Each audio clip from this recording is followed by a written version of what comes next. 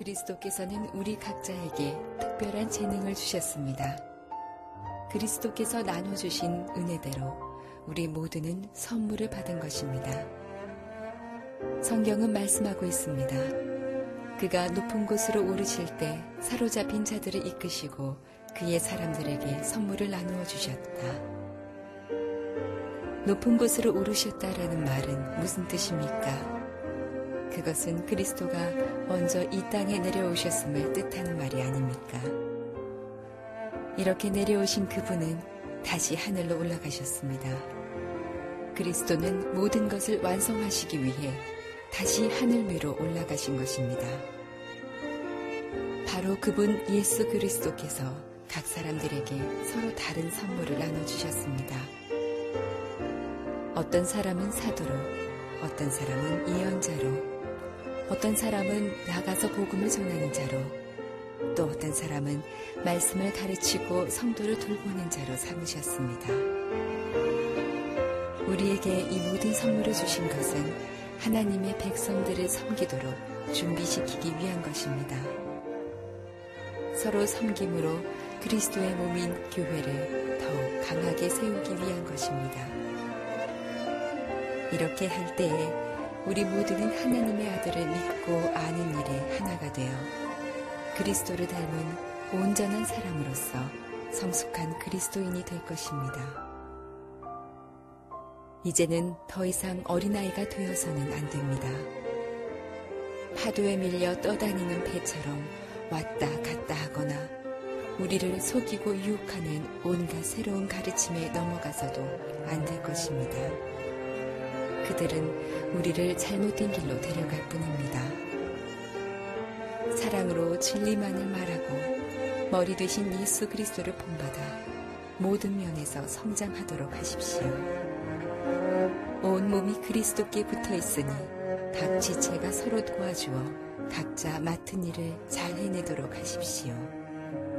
그러면 온 몸이 건강하게 성장하여 사랑 안에서 더욱 튼튼히 서게 될 것입니다. 자, 가슴에 손을 얹고 믿음을 고백하고 시작합시다. 한번 따라해 주시겠어요? 하나님은 나를 사랑하십니다. 나는 그 사랑 안에 있습니다. 하나님은 오늘 나에게 말씀하실 것입니다. 그 말씀에 능력이 있습니다. 그 말씀에 생명이 있습니다. 나의 마음을 하나님께 열겠습니다. 나의 생각을 예수님께 집중하겠습니다. 들은 만큼 변합니다. 들은 만큼 행복해집니다. 교회의 아름다움은 연합에 있습니다. 하나됨에 있다라는 것입니다. 지난주에 여러분들께서 어떻게 성령께서 우리를 하나로 만들어 주셨는지에 대한 설교를 들으셨습니다.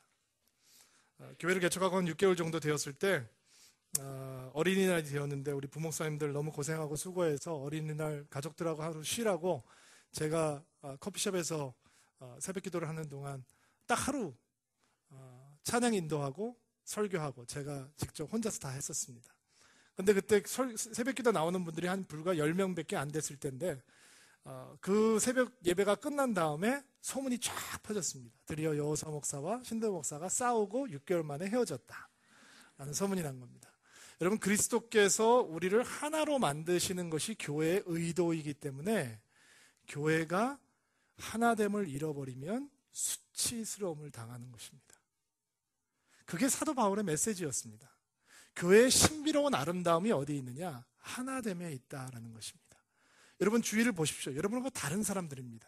배경도 다르고 자라온 환경도 다르고 공부한 것도 다르고 여러분들이 가지고 있는 인생의 확신과 소신도 다르고 여러분들이 가지고 있는 신앙의 컬러는 더더욱 다릅니다. 그러나 하나님께서 우리를 하나로 만들어 주셨다라는 것입니다. 아멘. 거기에 교회의 아름다움이 있다라는 거예요. 그리고 에베소서를 연구하는 학자들이 에베소서 전체를 흐리고 있는 사상의 중심이 어디 있느냐라고 얘기할 때 바로 4장을 얘기하거든요. 에베소서 4장을. 왜냐하면 에베소서 4장이야말로 교회가 어떤 곳이고 교회가 어떤 기능을 하는 곳인지에 대해서 명확하게 설명해 주고 있는 장이기 때문에 그래요. 오늘 7절 본문 7절 말씀인데 같이 한번 읽어볼까요? 시작.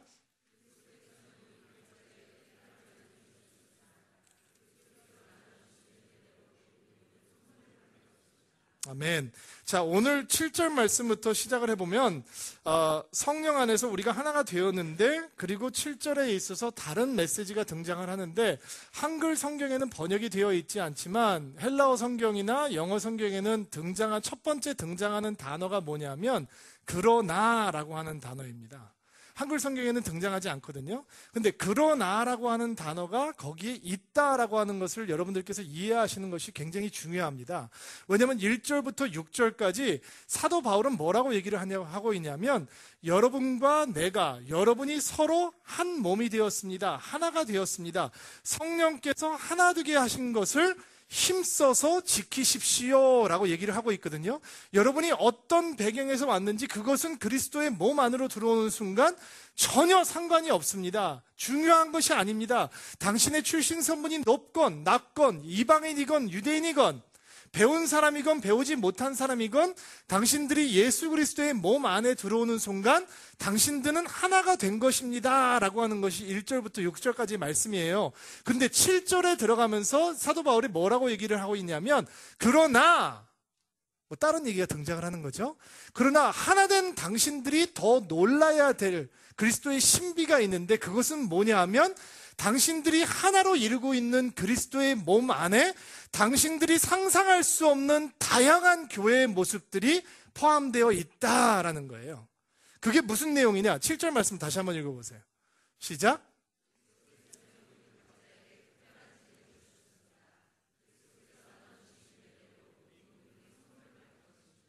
자, 우리는 지금 7절에서 키워드를 7장 띄워넣어 주세요.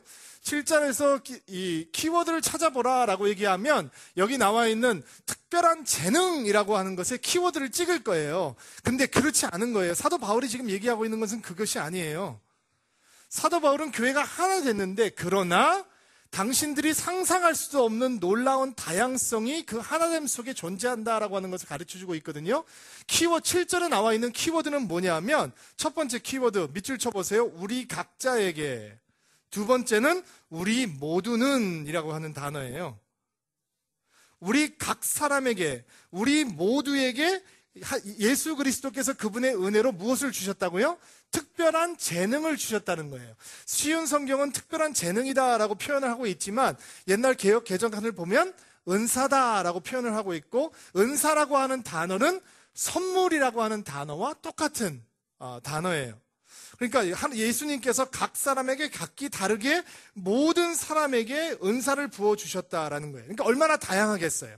얼마나 컬러풀하겠어요. 사람이 많이 모이면 많이 모일수록 그 그리스도의 몸은 더 다양해지고 더 컬러풀해지겠죠. 그러니까 여러분들께서 교회에 들어오셔서 교회 안에서 신앙생활 하시면서 여러분하고 다른 사람들 만나면 당황하시면 안 돼요. 다른 사람들 여러분만큼 당황스러워요. 다른 게 축복인 거예요. 다른 게 기쁨인 거죠. 사람들이 너무나 다른 하나님의 은사들을 가지고 한 몸을 이루고 있단 말이에요. 11절 말씀도 보세요. 11절 말씀. 시작.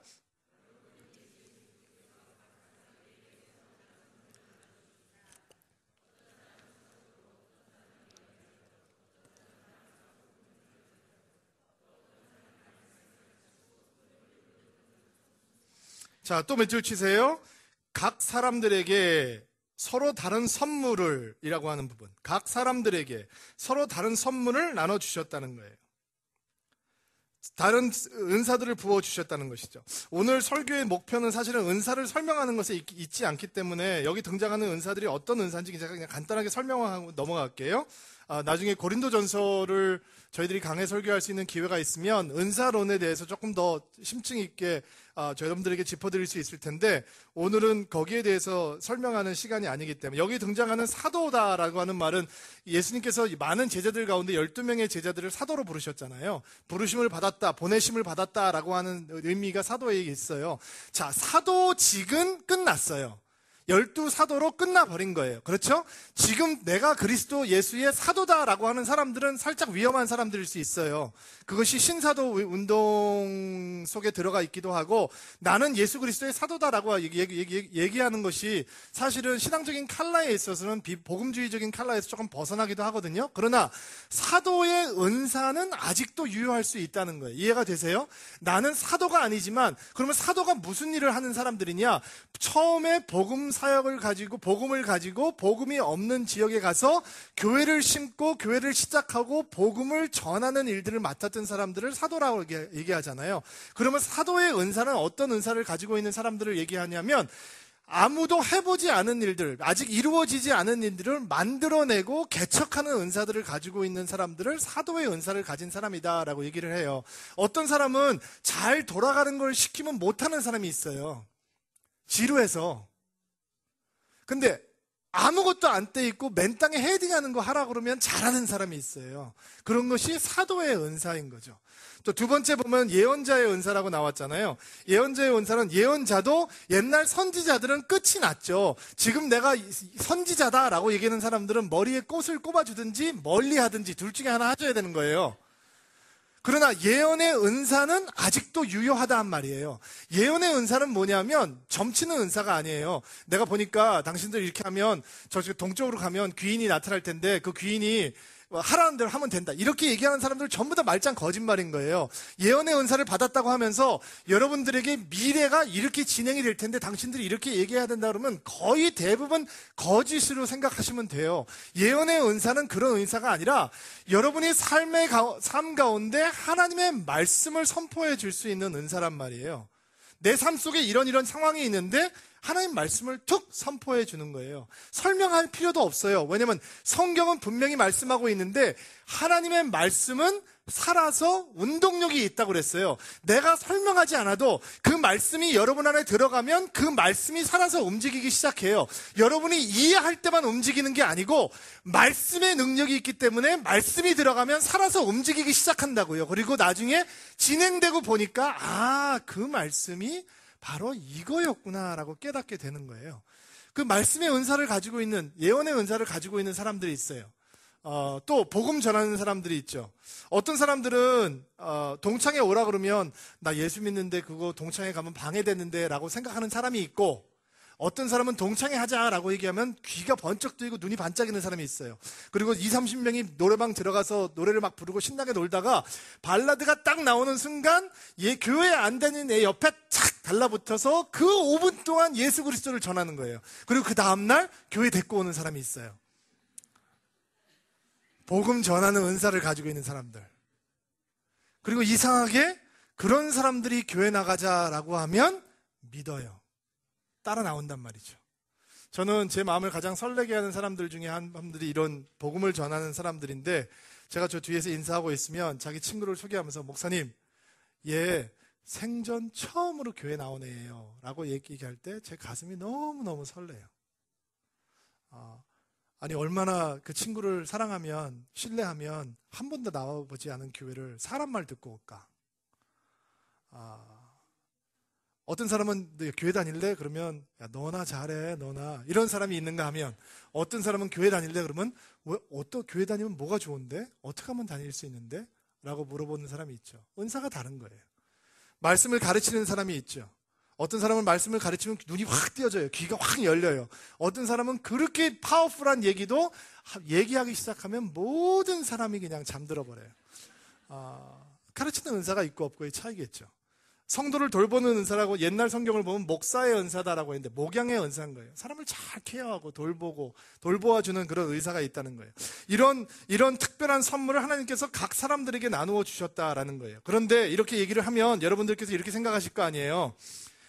아니 목사님, 성경에는 분명히 은사를 주셨다고, 난 내 은사가 뭔지 모르겠어요. 나는 아직도 은사 받은 게 없어요. 나도 좀 뭔지 알면 좋겠어요 라고 생각하는 분들이 분명히 여기 계시죠?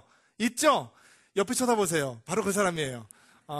근데 사도 바울이 이 편지를 쓰면서 그런 사람들이 자기의 편지를 읽고 있다라고 하는 것을 알았던 것 같아요. 그래서 8절부터 10절 말씀이 등장하는 거예요. 읽어주실래요?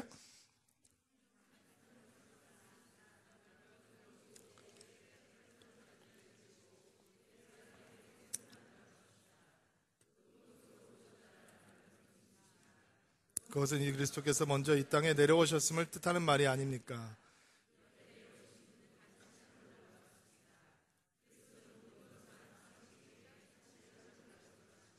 자, 제가 오늘 시간이 너무 없어서 제가 56분에 설교를 시작했기 때문에 요새 주차가 너무 힘들어서 참 스트레스를 많이 받네요. 간단하게 설명을 드리자면 사도 바울이 지금 무슨 얘기를 하고 있냐면 시편 68편 18절 말씀을 인용하고 있는 건데 잘 들으셔야 돼요. 집중하시고 들으셔야 돼요. 제가 빨리 진행을 해야 되니까. 시편 68편은 승리의 개성 장군이 성으로 들어가면서 그가 얻어온 전리품들을 사람들에게 막 나눠주고 있는 장면을 그리고 있는 시편이에요. 예수님께서 하늘의 영광의 보좌를 버리고 이 땅에 오셨어요. 왜요? 십자가에 달려 죽기 위해서 오신 거죠. 그리고 무덤으로 들어가셨어요. 3일 만에 부활하셨어요. 그리고 승천하셨단 말이에요. 무엇을 위해서? 개선 장군이 그 전리품을 자기를 사랑하는 군사들에게 막 나누어 주면서 축복을 누리듯이 승천하시고 영광의 보좌 가운데 앉으신 예수님께서 예수님을 사랑하는 사람들에게, 그리스도의 성도들에게 특별한 재능, 은사들을 막 나누어 주시는 하나님이시라는 거예요. 자, 우리가 은사를 하나님께서 주셨다라고 얘기하면 보통 사람들은 어떻게 생각하냐면 은사가 어떻게 그렇게 쉽게 임해오느냐, 뭔가 노력을 해야 되는 거 아니냐, 우리가 수고하고 기도도 좀 하고 금식도 하고 목소리도 좀 쉬어보고 선교지도 가보고 뭔가 이렇게 헌신을 해봐야지 은사가 임해오는 거 아니냐라고 생각하기가 쉬워요. 내가 훈련받은 데 은사 받겠습니다. 내가 뭔지 노력한 다음에 은사를 받겠습니다. 그거는 은혜가 아니에요. 그거는 교만함이에요. 예수님께서 은사를 쉽게 주시는 거예요. 왜 쉽게 주시냐면 예수님께서 어려운 길을 가셨어요. 예수님께서 하늘의 보좌를 버리고 이 땅에 오셨다고요. 예수님께서 하나님 되심을 버리고 인간의 몸을 입으셨어요. 십자가에 달려 죽으셨어요. 무덤으로 들어가셨어요.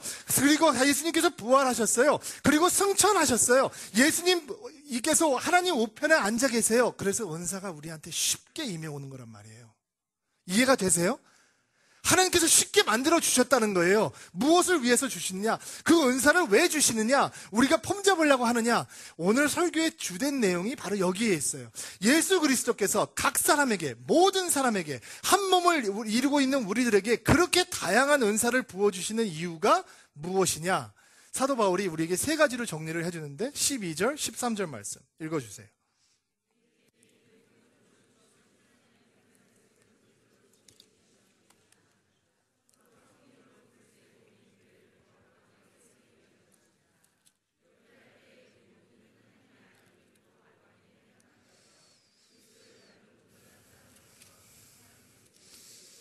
아멘.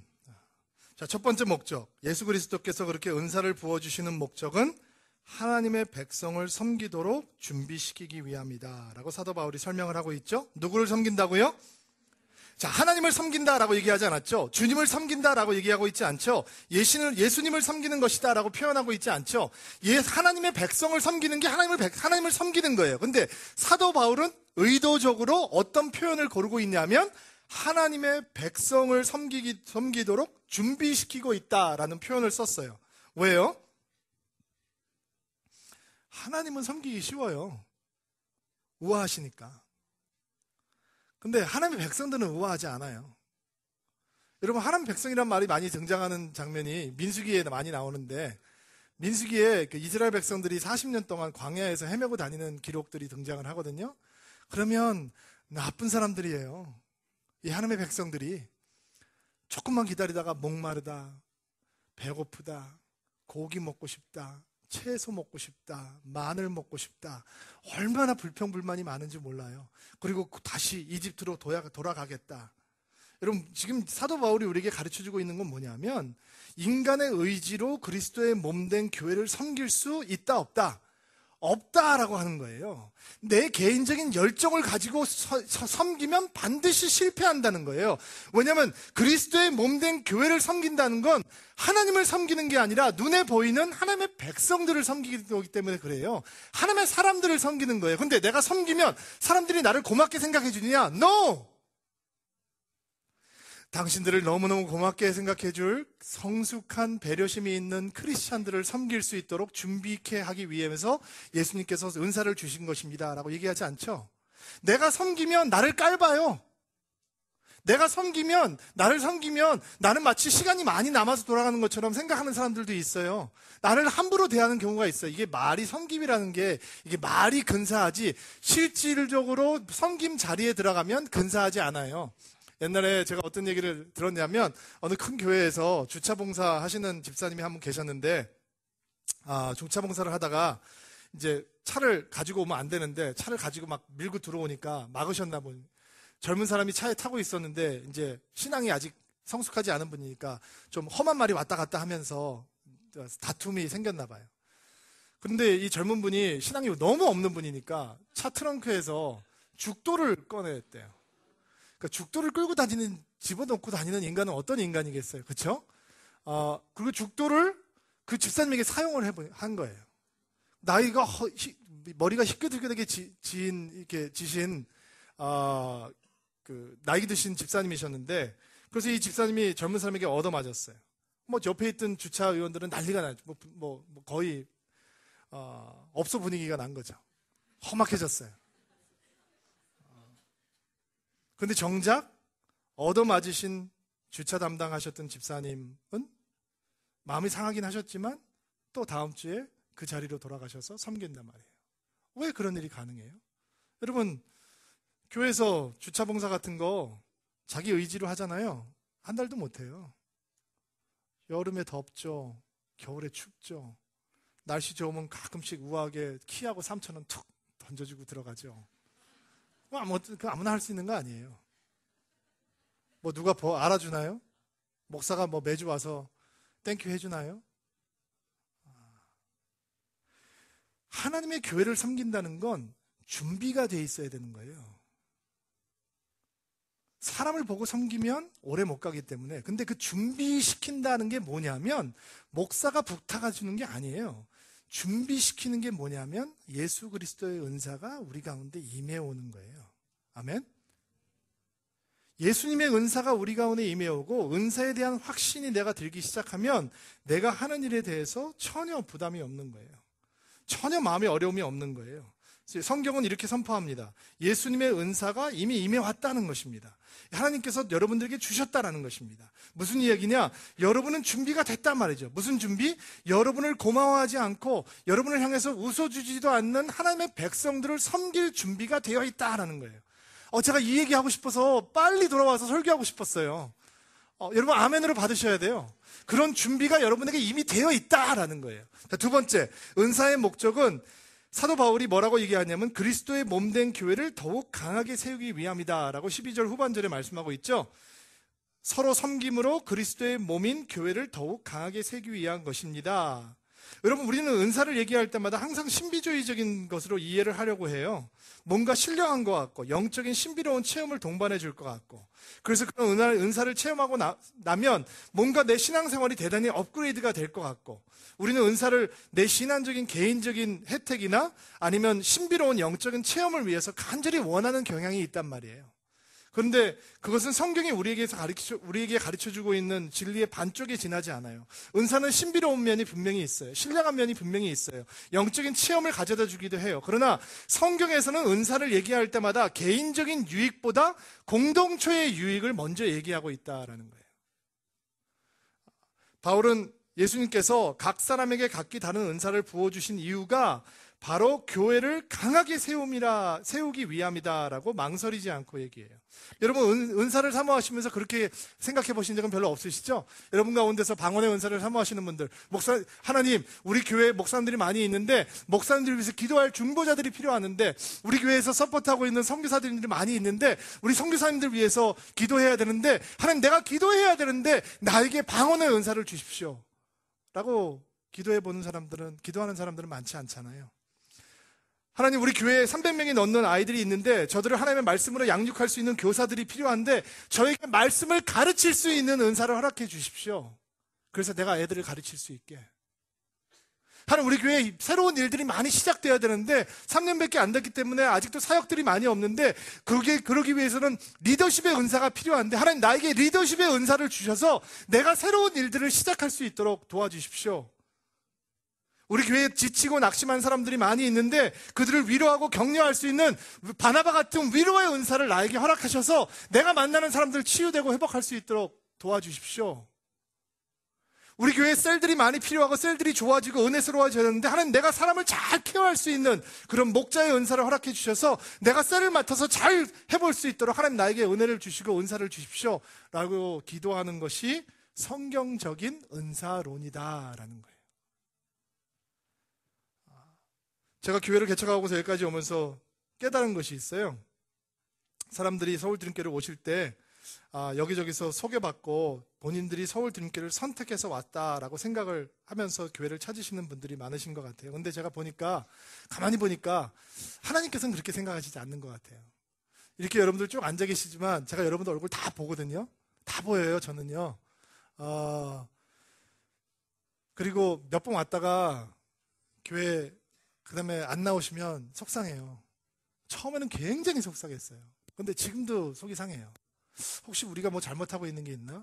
우리가 은혜스럽지 않은 공동체인가? 이런 생각이 들기도 하고, 많은 분들 잘 섬겨드리고 싶은 마음도 있고. 근데 차츰차츰 제 생각이 많이 바뀌게 되었어요. 왜냐면 이것 때문이에요. 하나님께서 서울드림교회를 사랑하신단 말이에요. 그렇죠?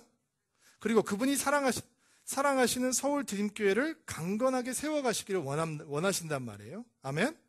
근데 강건하게 세우기 위해서는 사람이 필요하단 말이에요. 여기 앉아있는 사람이 필요한 거 아니에요. 여기 앉아있는 사람은 교회를 강건하게 하지 못해요. 그 은사를 사용해서 서로를 섬기는 사람이 교회를 견고하게 한다고 말하고 있잖아요. 예배만 참석하고 가는 사람들은 교회를 강건하게 할 수 없어요. 그러나 자기 은사를 가지고 교회에 헌신하는 사람들이 교회를 견고하게 한다는 거예요. 그러니까 여러분들께서 서울드림교회 드림인이 되겠다라고 헌신하는 순간 여러분들께서는 교회를 견고하게 하는 사람이 되는 거예요. 아멘? 교회를 견고하게 하는 건 신목사와 제가 아니에요. 다른 목사님들이 아니에요. 우리가 선수가 아니라고요. 여러분이 선수라고요. 이 세상을 변화하는 사람은 여러분이 돼야 된다고요. 우리의 역할은 여러분들에게 동기부여를 하고 여러분들이 가야 할 방향을 보여주고 여러분들이 지치고 힘들 때 여러분이 가는 길이 바른 길이니까 그 길을 끝까지 달려가라고 알려주는 역할을 하는 거예요. 영국의 노예 해방을 했던 윌리엄 윌버퍼스라고 하는 국회의원이 힘들고 지칠 때마다 그 주변에 있었던 목회자들이 그에게 포기하지 말라고 편지를 보내면서 격려해 주었어요.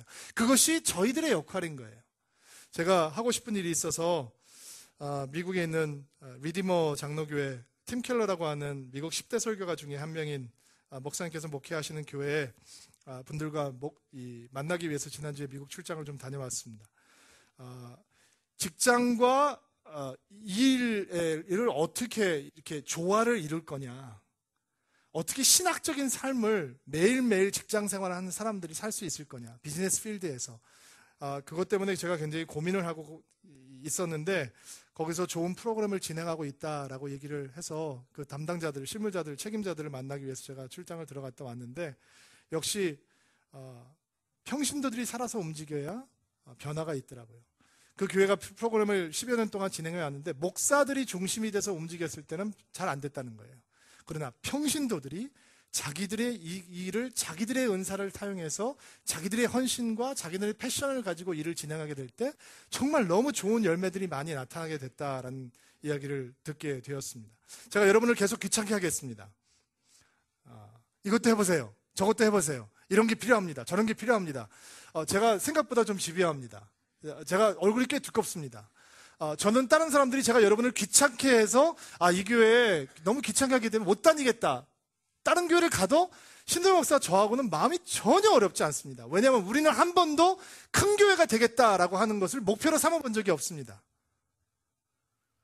사람을 불리는 것이 저희 목표가 아니라 여러분이 변화된 예수 그리스도의 제자요, 예수 공동체를 이루는 사람들이 되기를 원하기 때문에 여러분이 가지고 있는 은사와 여러분이 가지고 있는 열정과 여러분이 가지고 있는 그 하나님을 향한 사랑이 함께 조화돼서 여러분들이 그리스도의 모습으로 장성한 분량까지 자라게 되는 것이 우리 목표이기 때문에 여러분, 올해 한 해는 정말 여러분 때문에 교회가 견고해지는 놀라운 축복이 있게 되기를 주의 이름으로 축복합니다. 근데 하나 기억하셔야 될 게 있어요. 16절 말씀, 너무 중요한 말씀인데 16절 말씀 한번 읽어보시겠어요? 시작.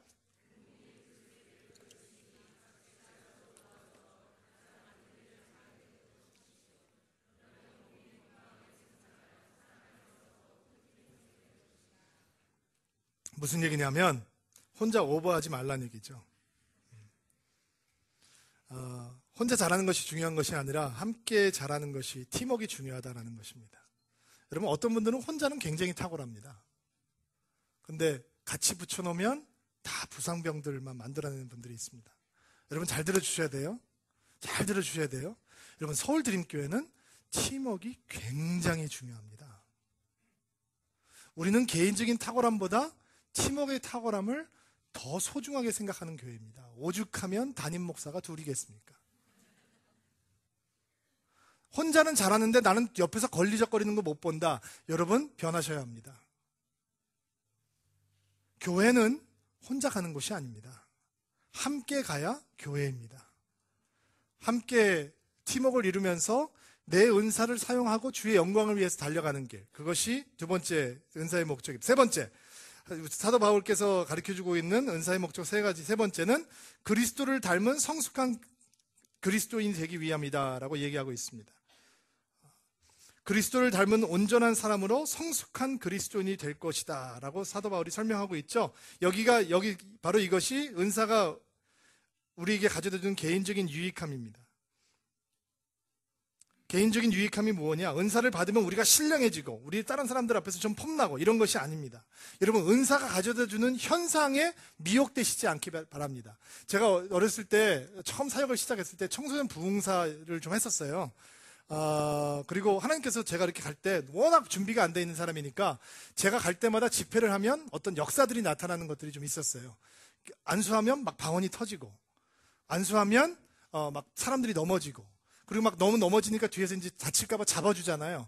그러면 그 잡아주는 사람까지 같이 넘어가는 거예요. 손도 안 댔는데. 그러니까 제가 20대 중반의 젊은 사역자인데 소문이 이렇게 나니까 나를 더 불러주는 거예요. 참 이상하죠? 설교가 은혜스러워야지 불러줘야 되는데 그때 제가 생각하면 설교가 별로였던 것 같은데 소리만 냅땅 지르고 설교했던 것 같은데 뭐 이렇게 현상이 나타나니까 저를 계속 이제 부르는 거예요. 근데 제가 부끄러운 고백을 할까요? 현상과 내 내면의 성숙은 아무런 상관이 없더라고요. 집회 가서 아무리 들었다 놨다 하고 막 애들이 막 뒤집어지고 막 탕자가 울면서 돌아오고 막 뭐 해더라도 내 내면이 변하는 건 아니더라고요. 여러분, 영적인 성숙은요, 지식이 넘쳐가는 것도 아니고 체험이 풍성해지는 게 아니에요. 은사가 우리 가운데 임해오는 이유는 그 은사를 사용하면서 그리스도의 몸을 견고케 하고 그리스도를 아는 지식과 그리스도를 아는 일에 그리스도의 장성한 분량까지 예수 그리스도를 닮은 사람으로 변해지는 거예요. 아멘 하세요. 너무 간단해요. 저는 어렸을 때는, 조금 젊었을 때는 탁월하고 싶었어요. 똑똑하다는 얘기 듣고 싶었어요. 일 잘하다는 인정받고 싶었어요. 내 이름을 드러내고 싶었어요. 근데 그때보다 나이가 조금 먹었어요. 그리고 저에게는 단 한 가지 소원이 있어요. 저는 예수님 닮고 싶어요. 다른 건 솔직히 별로 관심이 없어요. 여러분이 저를 만나면 여사 목사 진짜 똑똑하다 라는 얘기하는 거 저는 별로 기쁘지 않아요. 저는 여러분이 저를 만나면 저 사람은 예수님 생각나게 한다라는 말을 좀 들었으면 좋겠어요. 아직 그렇지 못해서 너무 죄송해요. 왜 웃으세요?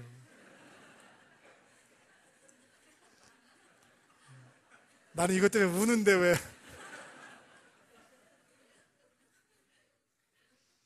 여호서 목사님이, 신도영 목사님이 예수님을 생각하게 한 사람이다, 그런 얘기 듣는 게 제 기도 제목이에요. 왜냐하면 예수님의 장성한 분량까지 잘하는 것이, 그분을 닮아가는 것이 성숙이라고 얘기하기 때문이에요. 은사를 가지고 있고 사용하면서도 문제가 많이 생기는 이유는 예수님을 닮아가려는 사모함보다 자신을 과시하려고 하는 사모함이 더 많기 때문입니다. 여러분, 기억하시기 바랍니다. 예수님께서 여러분에게 은사를 주셨습니다.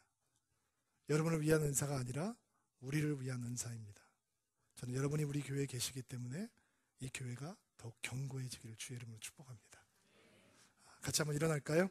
오랫동안 앉아 계셨는데.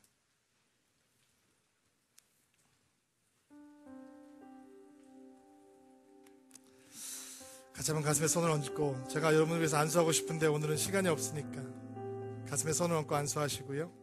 제가 여러분을 위해서 축복하겠습니다. 하나님, 이렇게 다양한 은사를 서울 드림교회에 보내주셔서 너무 감사를 드립니다.